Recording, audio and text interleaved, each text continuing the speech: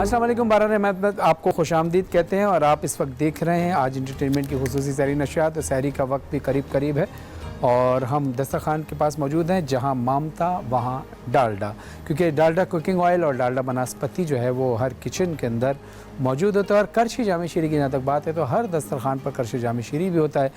دودھ ہو تو آل پرس کا نظر آتا ہے ہمیں. جب وائٹامن سی کی بات ہو، انرجی کی بات ہو تو ہمیں ٹینک ہمارے ذہن میں آتا ہے.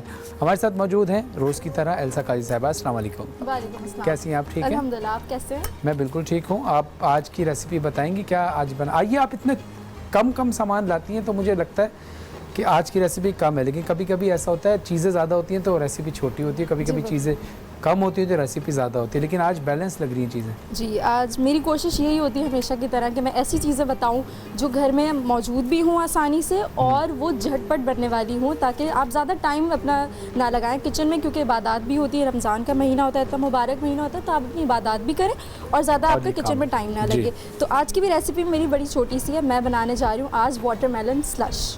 سلش جی بالکل. سلش ڈفرینٹ ہوتے ہیں، فلیورڈ ہوتے ہیں، لیکن میں نے سوچا کیوں نہ ہیلدی سلش بنایا جائے. واٹر میلن کا استعمال کرتے ہیں کیونکہ سیزن بھی ہے اور واٹری فروٹس بھی ہے تو اور ہیٹ اسٹاک کافی زیادہ ہوتا ہے. تو آپ کو کوشش یہ کرنی چاہیے کہ آپ ایسے فروٹس کا استعمال کریں، ایسی غذا کا استعمال کریں جو آپ کو توانائی انرجی پرووائڈ کریں اور آپ کو ہائیڈریٹ رکھیں.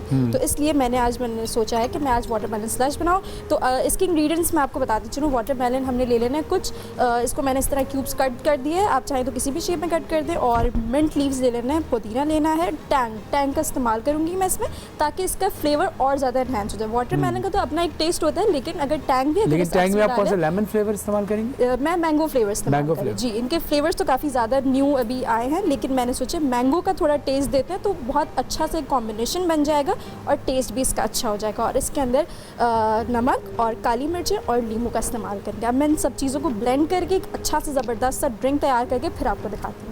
جی ضرور، آپ ڈرنک تیار کیجئے. ہم علماء کرام کی طرف چلتے ہیں. ناظرین اب وقت ہوا ہے علماء کرام سے گفتگو کا. ہمارا آج کا موضوع ہے آزمائش. ہمارے ساتھ موجود ہیں مولانا عابد رضوی صاحب اور مولانا جواد عابدی صاحب. مولانا عابد رضوی صاحب یہ فرمائیے گا کہ آزمائش کی ذرا تھوڑی سی تشریح کیجیے گا کہ آزمائش ہے کیا، تاکہ گفتگو ہماری کھل سکے اور ہم آگے بات کر سکیں. اعوذ باللہ من الشیطان الرجیم. بسم اللہ الرحمن الرحیم. قال اللہ تعالی فی القرآن المجید والفرقان الحمید وَلَنَبْلُوَنَّكُمْ بِشَيْءٍ مِّنَ الْخَوْفِ وَالْجُوعِ وَنَقْصٍ مِّنَ الْأَمْوَالِ وَالْأَنفُسِ وَالثَّمَرَاتِ وَبَشِّرِ الصَّابِرِينَ. آمنت باللہ صدق اللہ العظیم.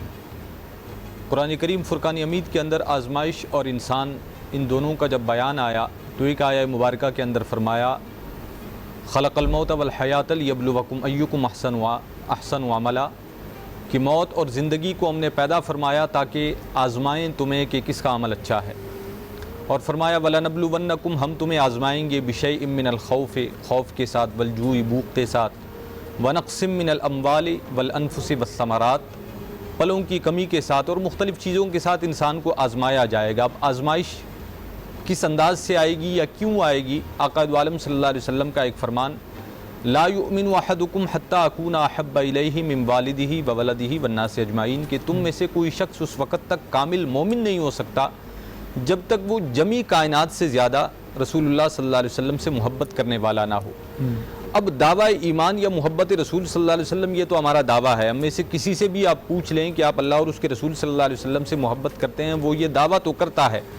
اب اس دعوے پر دلیل کس طرح قائم ہوگی یا ثابت کس بات سے ہوگا کہ وہ اپنے دعوے میں سچا ہے یا نہیں، تو اس کے لیے پھر آزمائش ڈالی جاتی ہے. جسے قرآن کریم فرقان حمید کی ایک آیہ مبارکہ کے اندر اس انداز سے بیان فرمایا کہ اَيَحْسَبُ النَّاسُ أَن يُتْرَكُوا أَن يَقُولُوا آمَنَّا وَهُمْ لَا يُفْتَنُونَ، کیا لوگ یہ گمان کرتے ہیں کہ ان کا صرف یہ کہہ دینا کہ وہ ایمان والے ہیں یہ کافی ہوگا اور انہیں نہیں آزمایا جائے گا؟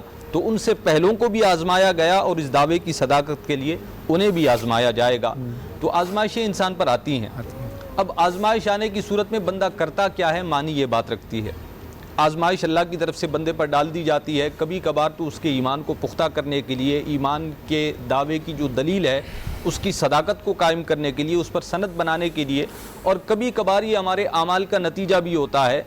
بندہ بدعمالیوں میں، نافرمانیوں میں، سرکشیوں میں پڑ جاتا ہے تو اس پر آزمائش اور مصیبت ڈال کر اسے گویا تنبیہ کی جاتی ہے کہ وہ اپنی اصلاح کر لے اور اللہ کی طرف رجوع کر کے واپس لوٹ آئے اور اس بات کو جان لے کہ میری زندگی، میری تمام نعمتیں، میرا سارا مال و متاع یہ اللہ کی دین ہے اور اس کی نعمت ہے، اس میں میرا ذاتی کوئی کمال نہیں، وہ جب چاہے مجھے دے دے اور جب چاہے مجھ سے لے لے، اور جب وہ لے لے۔ قرآن کریم فرقان حمید کے اندر اہل ایمان کی نشانی جو بیان کی گئی آزمائش کے وقت، فرمایا الذین اذا اصابتہم مصیبہ، کہ جب وہ کسی مصیبت کو پاتے ہیں، ان پر مصیبت آتی ہے، قالوا انا للہ و انا الیہ راجعون، یہ اللہ ہی کی طرف سے تھا، ہم نے اسی کی طرف لوٹ کر جانا ہے۔ تو رب نے ہمیں عطا فرمایا، وہ ہم سے لے لے، اب ہم صبر کرتے ہیں، شکر کرتے ہیں، اس کی رضا پر راضی رہتے ہیں، یا شکوہ و واویلا کرتے ہیں، اس بات میں ہمیں آزمایا جاتا ہے۔ تو کامیاب انسان وہی ہے جو اللہ کی رضا پر راضی رہے، ہر حال میں اس کی زبان پر اللہ کا شکر ہو اور صبر کا دامنات میں رہے۔ اگر وہ شکوہ کنا رہتا ہے اور ناشکری اور بے صبری کا مظاہرہ کرتا ہے تو پھر بلا شبہ اس نے اس دعوے کو سچ نہیں کیا اور وہ آزمائش میں کامیاب و کامران نہیں رہا۔ جزاک اللہ، جزاک اللہ۔ مولانا اب معذرت چاہتا ہوں مولانا جواد عابدی صاحب، جیسے شروع میں انٹرو کے دوران ابتدائیہ میں نے مولا علی علیہ السلام کا ایک کال نقل کیا تھا، اور وہ کال تھا کہ جب لوگوں نے پوچھا کہ اے علی، مولا علی علیہ السلام یہ بتائیے کہ ہمیں کیسے پتہ چلے کہ آنے والی جو سختی ہے یہ ہمارے لیے آزمائش ہے یا ہمارے لیے سزا ہے؟ تو مولا علیہ السلام نے ارشاد فرمایا کہ اگر تمہیں اللہ کے قریب لے جائے تو وہ تمہارے لیے آزمائش ہے، اور اگر وہ تمہیں اللہ سے دور کر دے تو وہ تمہارے لیے سزا ہے۔ اب سوال یہ پیدا ہوتا ہے کہ اللہ جو ہے وہ آزمائش کن لوگوں سے لیتا ہے؟ یعنی اللہ یہ تو یا سب سے آزمائش کرتا ہے، یا خاص لوگ ہوتے ہیں جن کو آزمائش میں ڈالتا ہے اللہ؟ بسم اللہ الرحمن الرحیم، الحمد للہ والصلاة والسلام علی اہلہا، اما بعد، فقد قال رسول اللہ صلی اللہ علیہ وآلہ وسلم ان اللہ لا یبتلی المؤمن الا بذنوبہم۔ رسول گرامی صلی اللہ علیہ وسلم کا یہ فرمان ہمارے سامنے موجود ہے، اور ایک اور فرمان اسے میں شامل کر دوں کہ اذا احب اللہ عبدا ابتلاہ بعظیم البلاء۔ حضور فرماتے ہیں کہ جب اللہ کسی بندے سے محبت کرتا ہے تو پھر اسے عظیم مصیبتوں میں مبتلا کر دیتا ہے۔ آزمائش، مبتلا ہونا، بلا، مصیبت، امتحان، یہ سب ایک ہی قبیلے کے الفاظ ہیں۔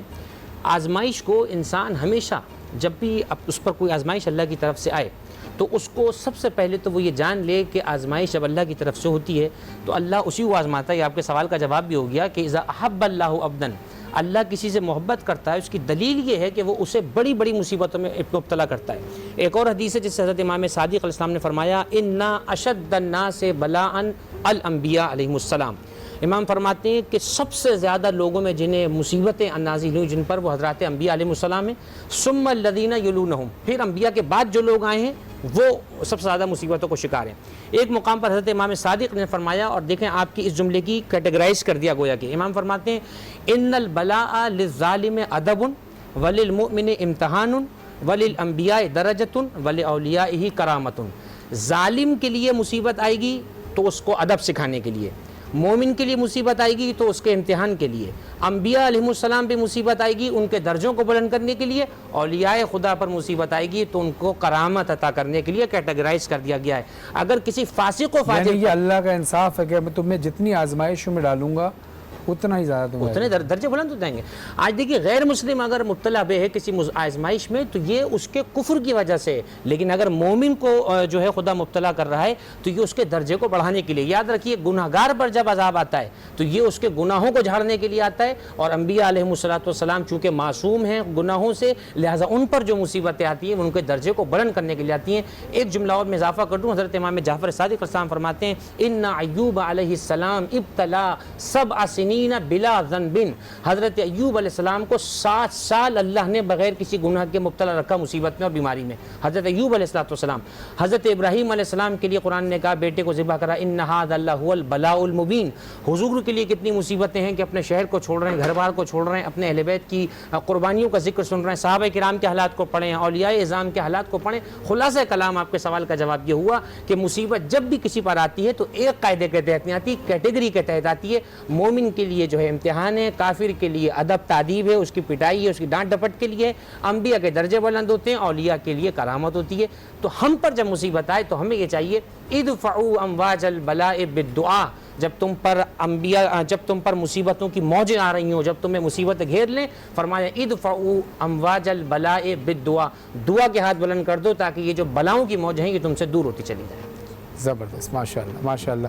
تو اس سے فیصلہ یہ ہو گیا کہ حضرت ابراہیم علیہ السلام پر سختی آئی تو ان کے مرتبے کو بلند کرنے کے لیے، رسول اللہ صلی اللہ علیہ وسلم کا مرتبہ تو بلند تھا لیکن اللہ نے اور زیادہ مزید بلند کرنا شروع کر دیا۔